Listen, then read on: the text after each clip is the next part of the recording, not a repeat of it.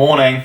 It's early on Monday. I'm just doing a bit of work basically in bed and waiting for the call from the doctor just to explain, well, hopefully what's wrong with my hand and then what the next steps are from there. I'm expecting this call about 8:15 and it is now 8:15, so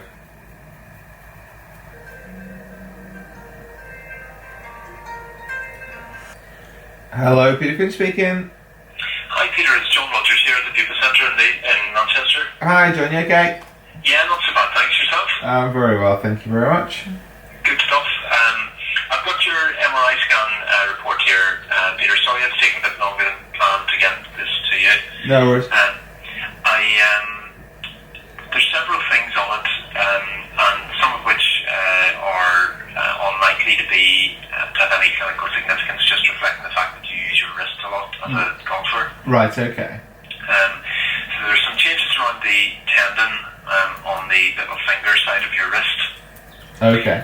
Called the ECU tendon, and we commonly see that in golfers. So just there's some signs that tendon is being used a lot, but I think that's just an incidental finding. I don't think it reflects any cause for your symptoms. Okay. There was a minor partial thickness tear to the attachments of the triangular fibrocartilage on the little finger side of your wrist. So that was one of the structures that I was concerned about, the triangular fibrocartilage, which sits just distal to the ulna, so the bone on the little finger side of your wrist, but no full thickness tear. So that may be contributing to your symptoms. Right. There's also been a small perforation through one of the ligaments, the lunotriquetral ligament, and that, again, that's pretty close to where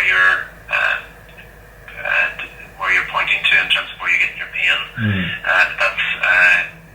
Those are two of the carpal bones in your wrist, and the ligament between those on that side of your wrist, there's been a small perforation.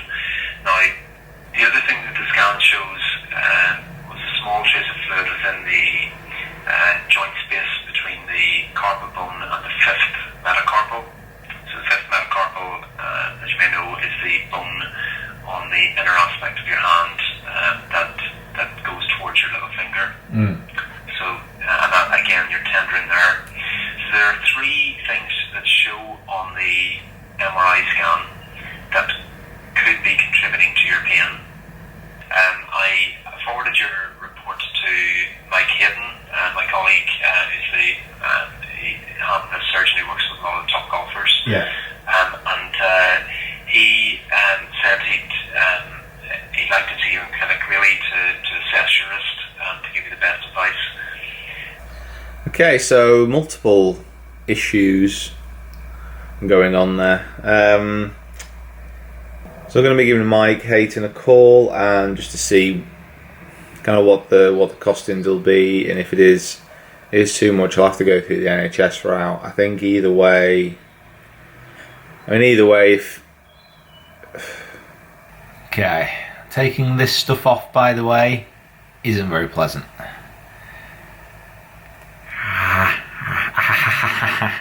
Okay, do I go for an all-in-oneer or do I take my time?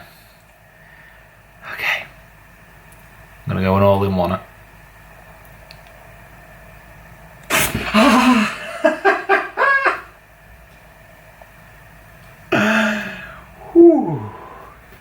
It is interesting how the weather does seem to match your mood at times, or if it's the other way around, I'm not sure. But I have decided to go see a kind of hand specialist referred to by the initial consultant. I saw John Rogers, who's kind of sending me to a specialist at the Manchester Institute of Performance where I was at the other day. So this is going to be basically my last consultation.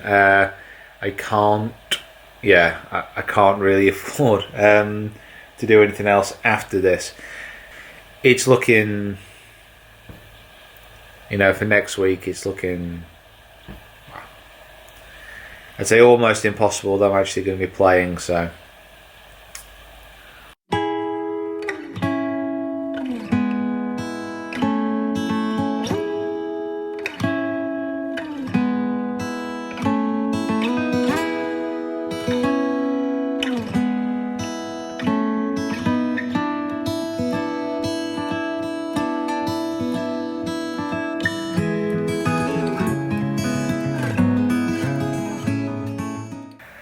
back and contemplating, and yeah, I'm out on Monday, which is super disappointing. I'm just frustrated, just really annoyed that obviously practice for putting in hard work over a period of time and then not actually being able to, potentially see that hard work through is frustrating. It's annoying. Mike Hayton, the doctor who I saw, was basically explaining, kind of as you heard before, that it's kind of tendon, ligament, a little bit of cartilage kind of damage, but it's all, on the good side of this, it's all not bad enough, if this makes sense, to actually warrant kind of surgery or any injections. So that's good. It's just a case of resting it, splinting it, just doing a few other things that he suggested, and not splinting it, sorry, resting it, doing a few other things he suggested, kind of treatments, but it's just a case of time and letting it heal still. But it's going to be another probably 4 weeks before I start hitting shots again. One of the big disappointments is obviously a lot of you guys wanted to come watch the Open qualify for me and Rick, and it would have been amazing to have you there as well, and it's a shame. But I mean, I've got to look at it as a case that my head's a little bit scrambled at the moment, but I've got to reflect on this and say, at the end of the day, disappointing. I've probably still learned quite a lot from this year though, and I've got to look forward and try and get back to playing and try and figure out what I want to do kind of this year. This, you got to just put stuff in perspective. Yes, it's a disappointment, a personal disappointment, and in my own little world, I'm annoyed and I'm saddened by it. But in the great wider world, this isn't a life-changing event. I'm not going to occur any lasting damage from this. Well, hopefully not. I'm going to be fine. I'll get through the other side of it. There's stuff happening, kind of stuff in Orlando and other places, which is really bad. That's bad news. That's tragic. That's terrible stuff. This is just an injury that's just stopped me playing a game that I wanted to. I think I'm old enough and wise enough now not to be, too overly emotional about it, even though it is a bit of a kick to the stomach. But we will get over it. Just finished filming Finch Friday and Tech Tuesday, and now I'm going to edit them, get them uploaded, and then have a little bit of a think, because I've got some thoughts in mind.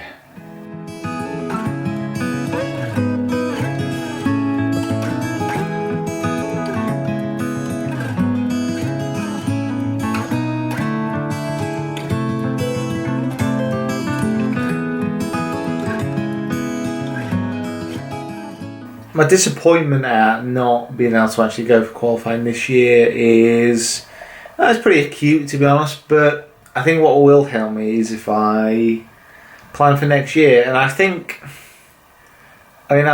I'm sure I will do, and I think this is going to be my next quest for next year as well, because I've not had a chance to do it this year. But what I'm actually going to try and do is I'm going to try and set a few more specific targets for next year, because one thing I was slightly concerned about for the quest for the Open this year was, you can judge success by that one event, so managing to get through Open qualifying, getting to the Open, obviously that's that quest fulfilled.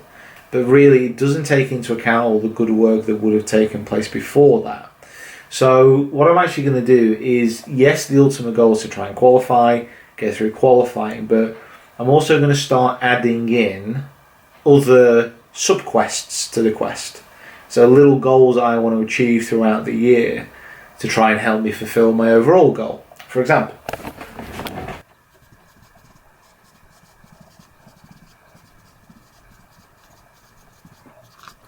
so kind of here's what I want you to do. So have 24 putts or less during a comp round. If I play well and have 24 or less putts during a comp round, I will most likely win that competition because I'll be shooting a very, very good score. But that would set a benchmark that my putting and my short game has really, really improved. So that's what I want these goals to be about, and that's what I want you to do in the comment section below. Comment and let me know what other sub goals I should actually put into next year's quest. I think certainly saying such things like having 24 bucks less year in a comp round, winning a competition like a PGA Tour event, that would be nice. Like a local PGA event. That's certainly possible. That could be a tick box. Achieving 100% fairways accuracy, that could be a tick box in a competition round. Let me know what you think I should put on there. I'm going to get hopefully about 10, so I can just tick them off throughout the year, and it'll give me something to aim at. It'll give me some specific videos to do around them as well, which obviously I want to do. So let me know what you think. I'm quite excited about doing it in that kind of format. Just had an email back from the RNA because I put my withdrawal kind of from open qualifying in. Hello Peter, I'm sorry to read that you've injured yourself. There are no refunds for withdrawals after the closing date. There are no refunds after the closing date. The closing date was end of May for entries. So if anyone kind of hurts themselves between the end of May and the 20th of June, they're not allowed to get a refund on the entry fees. That's another 150 quid, which has just gone for no reason. Thanks RNA, really appreciate that. Nice to see you looking after pros. Actually, you know what, that is absolutely ridiculous. I've tried my best to kind of get healthy, spend loads of money to try and actually get this fixed. Now I can't get the refund back because I've had the audacity to get myself injured. This is making me probably much more annoyed than it should do. But that is pathetic. That is absolutely pathetic.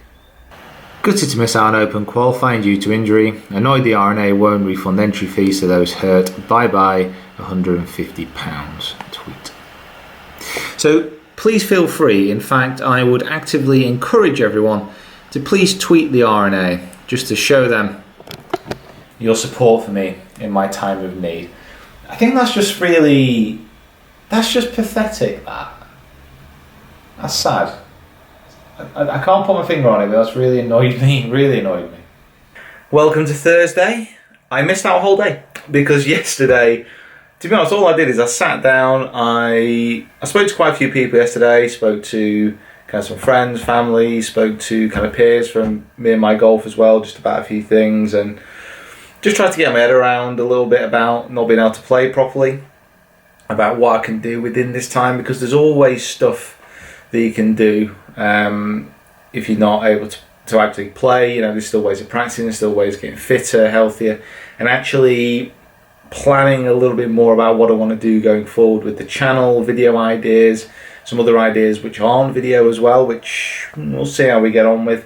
But there's loads and loads of stuff that I've kind of got done in the last day and this morning that I wouldn't have had opportunity to do otherwise, which is a little bit of a consolation. It's not much of a consolation, but it all depends on kind of your perspective, and I'm trying to use this as a positive to actually build from, rather than a negative to actually kind of sink down into. So I think I've managed to do that quite well. I'm going to do a little bit more work and then just chill out and watch football. England v Wales in the Euros today. And then I might just clean the house this afternoon, be a bit more domesticated, obviously get this video edited and uploaded. So yeah, I'm trying to make it into a positive. There won't be a Quest for the Open vlog coming on Sunday. It's Rick's qualifying on Monday at Fairhaven. So what I'm going to do is I'm going to try and get up there, try and do some filming if I can. But I'll do a Quest for the Open almost kind of roundup on Monday. And then I'll get into that same routine, so Thursday to Sunday, and then carry on till there until I get fully the Quest for the Open for next year, possibly, or another idea kind of settled in my mind. But comment below, let me know what you think. As always, sorry there's obviously not been much action in this video. It's literally just been me talking to the camera, so hopefully it wasn't too dull. And we'll see you next time. Thanks for watching. Thanks for following me on the quest once more. Please comment below. Follow me on with the social media platforms in the description below. Lots of exciting things on the horizon, I think.